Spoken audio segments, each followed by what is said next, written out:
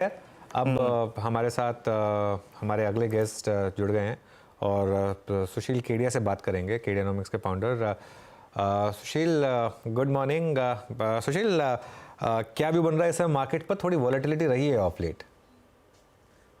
देखिए, हमारे मार्केट्स में एक सेंस ऑफ कॉम्प्लेसेंस जो हमें मिल रहा है कि घूम फिर के निफ्टी थोड़ा बहुत इंट्राडे करेक्शंस देता है, क्योंकि अभी तक हमने वो जो जो मैग्नेट है जिसकी तरफ चार्ट्स के पैटर्न 22,450 500 तक जो जाने हैं, तो जो सेंस ऑफ कॉम्प्लेसेंस डेवलप हो रही है कि कहीं ना कहीं कोई ना कोई स्टॉक आके इंडेक्स को मैनेज कर लेते हैं।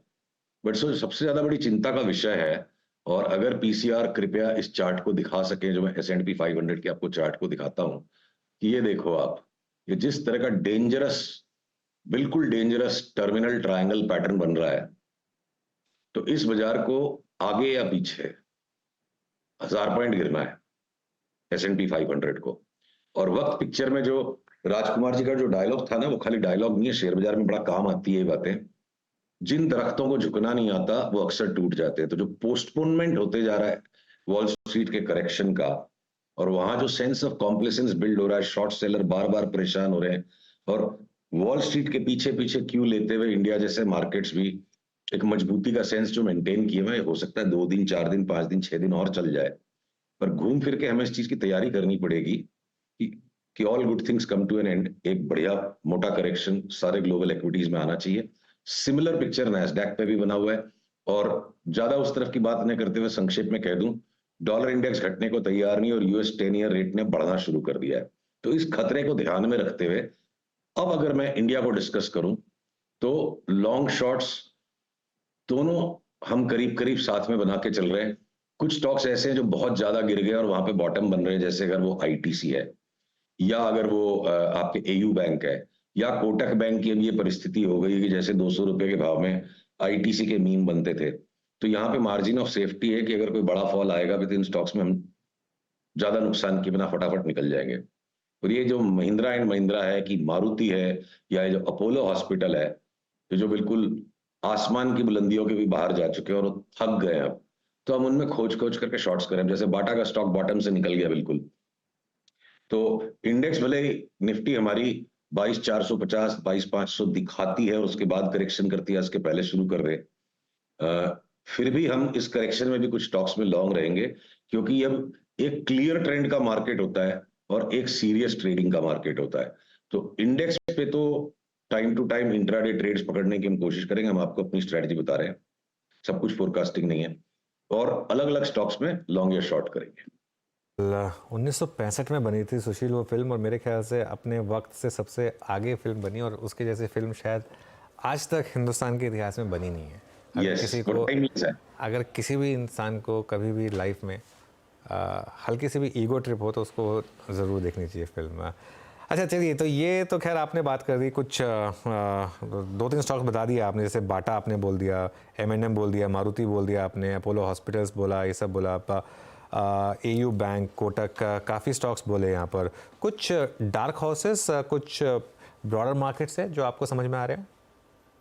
HDFC लाइफ इंश्योरेंस एक कंसेंसस सा बन चुका है कि ये नहीं चलेंगे। देखिए, मैं इसकी चार्ट आपको दिखाता हूं, और हमारा ये व्यू है। देखिए, सब चीज जो F&O में अगर कोई स्टॉक है, तो किसी शास्त्र में तो लिखा नहीं कि आपको उसमें सट्टा करना जरूरी है। डिलीवरी उठा के बहुत ज्यादा मोटा पैसा बनेगा। बहुत सारे स्टॉक्स ऐसे हैं F&O में जिनमें ट्रेडिंग करके हाथ जलने की संभावना 95% है, और उन्हीं स्टॉक्स में आप डिलीवरी लेके काम करोगे तो पैसा बनने की संभावना भी 95% है। तो आप ये देखो कि जो मुझे अब HDFC बैंक में इस प्रकार का जो पाथवे नजर आ रहा है आपके सामने, आप ये पकड़ लो कि हम कंजर्वेटिज्म के लिए 1750 की फोरकास्ट लेके चल रहे हैं, मौके पर 1800 भी हो जाए। तो ये एक डार्क हॉर्स है। इंडेक्स बीच में 1000-1500 पॉइंट करेक्ट करेगा, फिर वापस नए हाई की तरफ इलेक्शन के टाइम चला जाएगा। तो अगर करेक्शन आएगा तो ये स्टॉक्स छोटा सा करेक्शन देंगे और चढ़ते बाजार में बहुत जोर उछल जाएंगे। तो सुपरलेटिव आउट परफॉर्मर्स की लिस्ट में मैं HDFC बैंक का चार्ट मैंने ड्रॉ कर दिया, सॉरी HDFC लाइफ की बात कर रहे थे ना। ये देखो HDFC life insurance, same pattern हम उस पर ड्रॉ करेंगे। HDFC लाइफ इंश्योरेंस का पैटर्न मुझे ये दिख रहा है कि यहां से ये 850 चला जाएगा 580 वाला। HDFC भी हो सकता है, HDFC लाइफ इंश्योरेंस भी हो सकता है, जो HDFC ग्रुप पे पूरा कंसेंसस है कि ये नहीं चलेगा। हो सकता है कि वो हॉट फेवरेट्स हो जाए। अडानी के स्टॉक्स ने अपनी चाल पूरी कर ली, अब वो अपना करेक्शन ढूंढेंगे और मार्केट को प्रॉप अप HDFC ग्रुप करता रहेगा। तो इसको मैं डार्क हॉर्स में गिनता हूं। ओके सुशील जी, कुछ शॉर्टिंग के कैंडिडेट्स जो आपने आइडेंटिफाई किए हो जो कि अच्छे लेवल से मिल रहे हैं इस पर शॉर्ट करने के लिए, पिछले 3 महीने में एक वर्टिकल राइज के बाद शॉर्ट के पर्याप्त कैंडिडेट्स हों, और कोई ऐसा ग्रुप जिसमें आपको शॉर्ट लॉन्ग भी मिल रहे हैं, दोनों मिल रहे हैं, कैश का कोई लॉन्ग और डेरिवेटिव्स का कोई शॉर्ट? देखिए, फ्यूचर्स की जो बहुत लंबी सारी लिस्ट है, उसमें आप ये समझ लो कि 15-17% से ज्यादा शेयर्स, यानी ये आप 180 में से समझ लो कि 25-30 स्टॉक्स को हम शॉर्ट नहीं करेंगे, वो घूम फिर के हम अभी भी लॉन्ग करेंगे। बाकी की सारी लिस्ट आगे पीछे शॉर्ट करने के लायक है। किसी का नंबर आज कल में आ जाएगा, किसी का अगले वीक में आ जाएगा, किसी का अगले के बाद आ जाएगा। तो अगर हम इस सप्ताह में बात करें तो अडानी पोर्ट्स जिस दिन भी पिछले दिन के लो को तोड़ेगा, हम उस दिन के हाई को स्टॉप लॉस बना के बेचेंगे, चाहे 3 बार स्टॉप लॉस लगेंगे, पर हमने बार बार यही करना है। इसकी चाल पूरी है।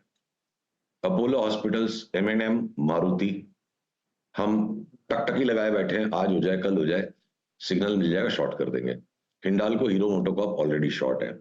अब अगर आपको इसी के साथ में मैं जोड़ूं कि किसी ग्रुप में कोई शॉर्ट का कैंडिडेट और लॉन्ग का, अडानी टोटल गैस चला ही नहीं, अब उसमें कल आया ब्रेकआउट, तो ये हो सकता है सटासट यहाँ से डबल भी हो जाए, अडानी विलमार यहाँ से अभी भी 40% बढ़ जाए।